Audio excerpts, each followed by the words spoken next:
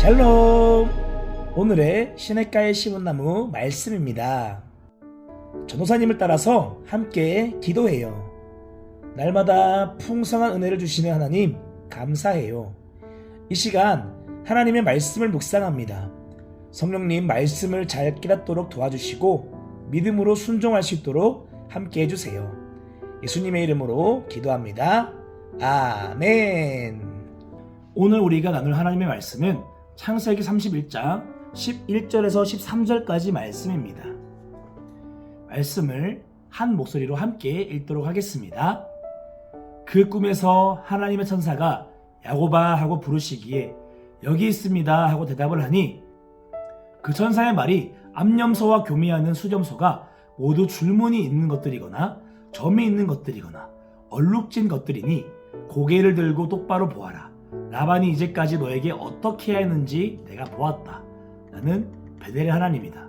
내가 거기에서 기둥에 기름을 붓고 거기에서 나에게 맹세하였다. 이제 너는 곧 이 땅을 떠나서 내가 태어난 땅으로 돌아가거라 하고 말씀하셨소. 아멘. 할렐루야. 한돌기 아동부 친구들 사랑하고 축복합니다. 오늘 우리가 나눌 하나님의 말씀은 믿음의 사람 야곱에 대한 말씀이에요. 여러분, 야곱은 어제 우리가 함께 만나봤던 이삭의 둘째 아들이었어요.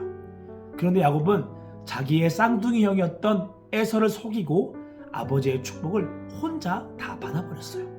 그래서 에서 형이 화가 나서 야곱을 해치려고 한다는 얘기가 들리자 야곱은 고향을 떠나서 삼촌이 사는 하란 땅으로 도망가게 되었어요. 거기서 야곱은 라반 삼촌의 집에 살면서 결혼도 하고 많은 자녀들도 가지게 되었죠. 하지만 라반 삼촌은 너무나 영악한 사람이었어요. 야곱을 많이 부려먹으면서도 일할 만큼의 대가를 지불해주지 않았던 거예요. 그렇게 야곱은 20년이나 공짜로 삼촌을 위해서 일을 했던 거죠. 그리고 이제 야곱이 삼촌을 떠나서 다시 가나안 땅으로 돌아가려고 결심을 하고 삼촌에게 그동안 일했던 일에 대해서 대가를 주십시오 라고 말하면서 얘기하는 거예요. 삼촌, 제가 키운 양과 염소들이 곧 새끼를 낳을 텐데 곧 태어날 새끼 중에서 점이 있거나 얼룩무늬가 있는 것들은 제가 그동안 일했던 대가로 저에게 주세요.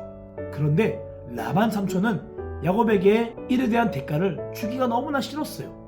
그래서 야곱 몰래 야곱의 양과 염소는 모두 아무런 점도 무늬도 없는 흰 양과 염소로 바꿔치기 하고 점과 무늬가 있는 양과 염소는 자기 아들들에게 몰래 먼 곳으로 가져가게 한 거예요. 그런데 놀라운 일이 벌어졌어요. 흰 양과 흰 양이 새끼를 낳으면 당연히 흰색의 새끼가 나와야 하는데 야곱에게는 모두 점이 있고 무늬가 있는 양과 염소만 태어나는 거예요. 여러분, 이 일은 불가능한 일이었어요. 하지만 하나님께서 야곱을 축복하셨기 때문에 이런 놀라운 기적이 일어난 것이에요. 그리고 이 일로 야곱은 큰 부자가 되었어요. 사실 야곱은 삼촌이 이런 꼼수를 쓸 것을 다 알고 있었죠. 그래서 점이 있고 얼룩무늬가 있는 양과 염소를 달라고 하는 것은 그동안 일했던 대가를 받지 않겠다라고 말하는 것과 다르지 않았어요. 그런데 왜 야곱은 삼촌에게 점이 있고 무늬가 있는 것만 달라고 말했을까요? 그것은 야곱이 하나님의 말씀을 믿었기 때문이에요. 이 일이 있기 전 야곱이 밤에 잠을 자고 있을 때 하나님이 천사를 보내서 야곱에게 말씀을 하셨어요. 야곱아, 야곱아, 내가 너에게 줄 양과 염소는 점이 있고 무늬가 있는 것들이다. 그것을 삼촌에게 달라고 하라. 그리고 야곱은 삼촌이 꼼수를 쓰더라도 하나님이 분명 자기에게 점이 있고 무늬가 있는 좋은 양과 염소를 줄 것이라고 믿었기 때문에 삼촌에게 가서 당당하게 믿음으로 점이 있고 무늬가 있는 양과 염소를 달라고 말했던 거예요. 사랑하는 아동부 친구들, 야곱은 하나님의 말씀을 읽고 그 말씀 그대로 선포했어요.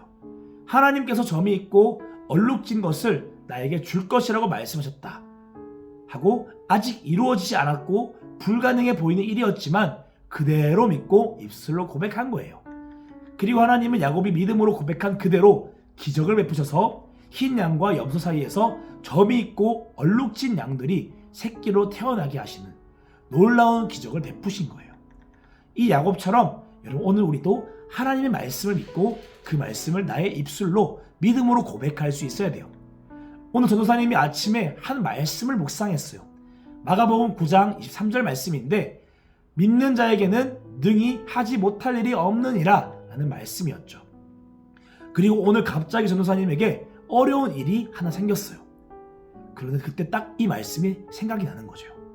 그러면서 어려운 일 때문에 불평불만하는 것이 아니라 입술로 그래 하나님께서 믿기만 하면 뭐든지 할 수 있다 말씀하셨지.